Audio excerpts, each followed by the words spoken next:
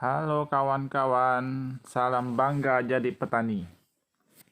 Hari ini kita panen cabai akar, teman-teman.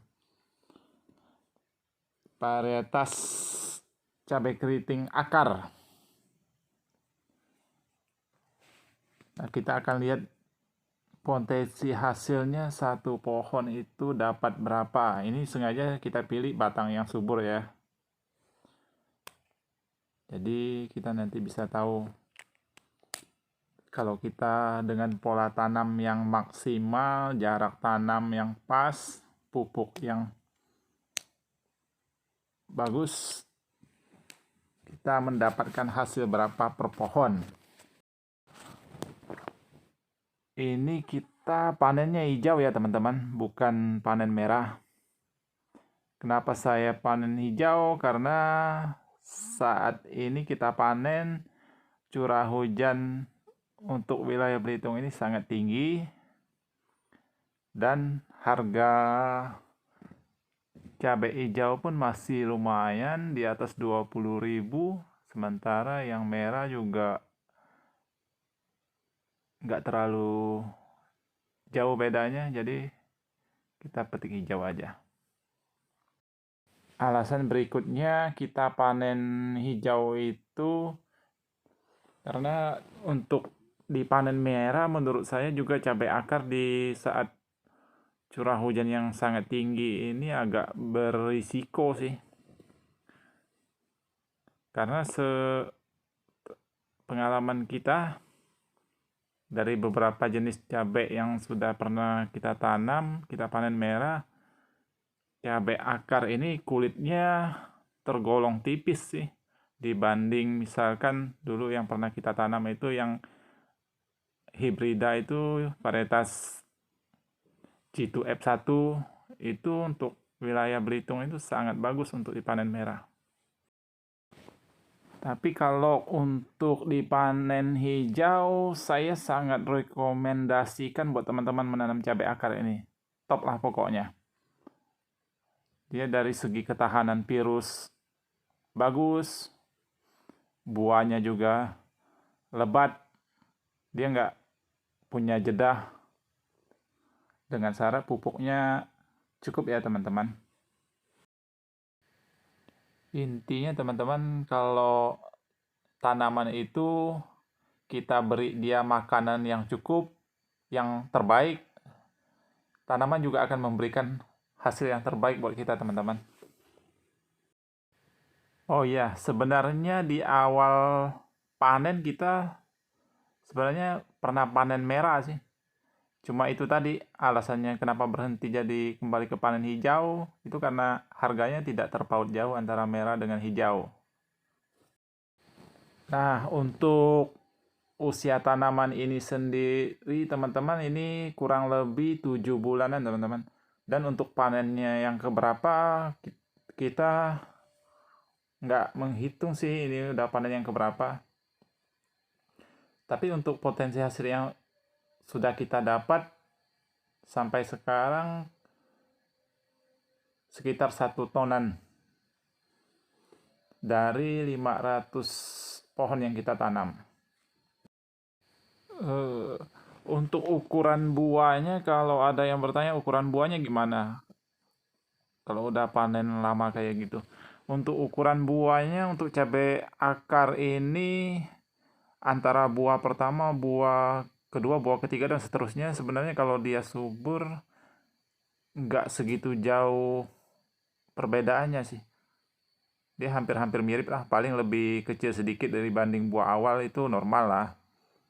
Tapi dibandingkan dengan cabai keriting jenis hibrida, biasanya kalau udah buah ketiga, buah kedua atau buah ketiga lah gitu, dia biasanya ukurannya jauh lebih mengecil sih, kentara perbedaannya. Tapi kalau akar ini enggak teman-teman, ya penting pupuknya aja yang subur.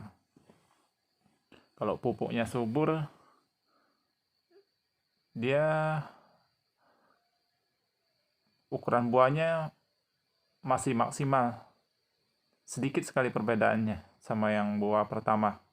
Bahkan kejadian yang pernah kita tanam ini, karena buah pertama itu kita waktu itu belum menggunakan organiknya, maksudnya pupuk organik susulan ya teman-teman, bukan pupuk dasar.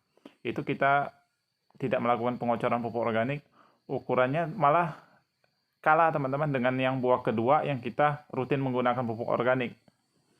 Nah, pupuk organik yang kita pakai di sini biasanya kita pakai Vertipor teman-teman. Ini bukan promosi ya teman-teman, cuma sekedar informasi aja, sharing.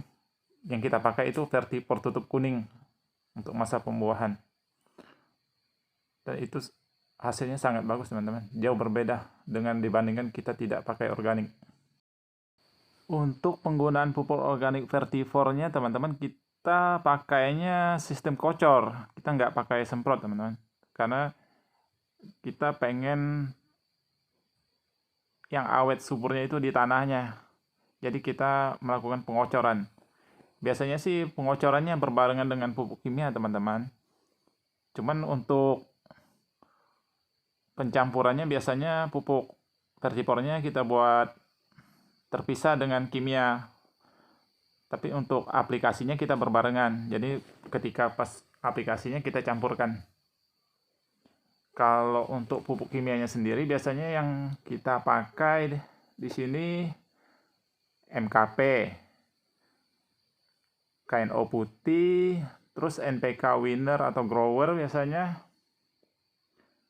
Oh ya, satu lagi teman-teman, Kak, jika teman-teman pengen panen merah khususnya, itu lebih penting lagi daripada kita panen hijau, itu pupuk kalsium teman-teman. Itu jangan sampai dilewatkan. Karena banyak kebiasaan petani kadang mensepelekan pupuk kalsium itu teman-teman. Padahal pupuk kalsium itu sangat penting untuk kalau kita pengen panen merah. Hijau pun juga penting sebenarnya. Cuman untuk panen merah itu lebih penting lagi. Karena kalau kita kekurangan unsur kalsium itu biasanya buahnya itu, ujung buahnya itu biasanya kuning. Terus setelah menguning dia rontok biasanya. Jadi nggak sempat sampai merah dia rontok. Terus kadang kalau kekurangan kalsium itu kesan buahnya kayak kurang mengkilap gitu warnanya. Kurang cerah. Tapi kalau kita kalsiumnya cukup itu untuk pas dipanen merah, misalkan panen merah ya teman-teman, itu buahnya mengkilap, kencang. Sama sih juga panen hijau juga gitu sih, antara yang kita pupuk kalsiumnya cukup dengan yang tidak menggunakan pupuk kalsium biasanya agak berbeda sih, mulai dari bobot, padatnya, warnanya itu agak berbeda teman-teman. Oh ya, ini kita panennya pindah ke sebelahnya ya teman-teman, tapi saya tidak memetik buah dari pohon yang lain ya. Kita cuma metik satu pohon itu karena kita pengen tahu satu pohon itu dapat berapa. Karena batangnya terlalu rimbun, terpaksa kita harus pindah ke sebelahnya karena tangan saya tidak sampai teman-teman. Nah, kita kembali ke pupuk kalsiumnya tadi. Pupuk kalsium biasanya kalau yang saya pakai itu Tropicod. Itu kalsium nitrat dari Yaramila. Itu Tropicod. Terus kita juga melakukan pencampuran dengan kalsium yang berbentuk tepung gitu, kalsium super. Itu biasanya mereknya sih terserah teman-teman ya, tapi yang saya pakai biasanya Cap Tawon sama Bolacal itu. Boleh saja sih, sama aja.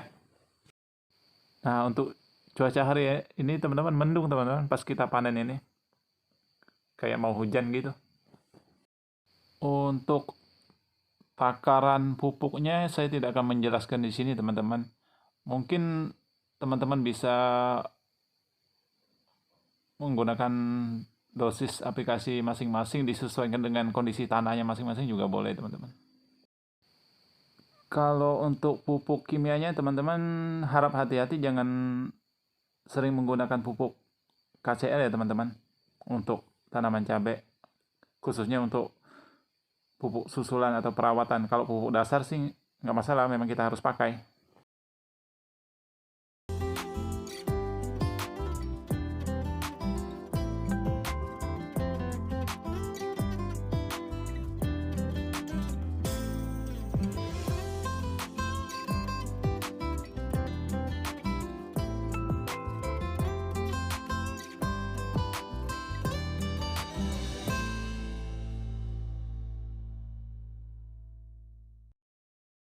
Oke, kita panennya selesai untuk satu pohon ini. Kita akan lihat dapat berapa, teman-teman. Iya, sekarang kita cari timbangannya, di manakah dia berada. Kita timbang. Lihat ya, teman-teman ya. Waduh, gimana ya enaknya? Enaknya lihat di mana nih? Cari tempat yang pas dulu ya. Jangan dulu.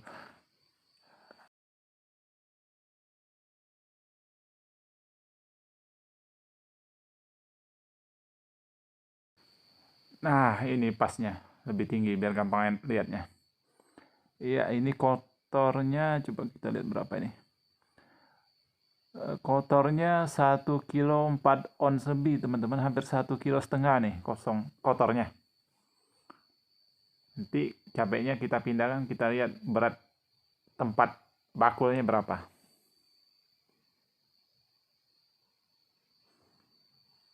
Kita lihat ya.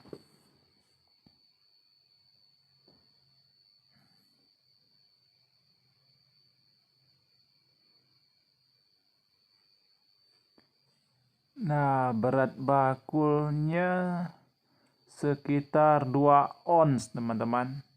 Berarti satu pohon tadi kita dapat 1 kilo 2 ons lebih lah, kurang lebih.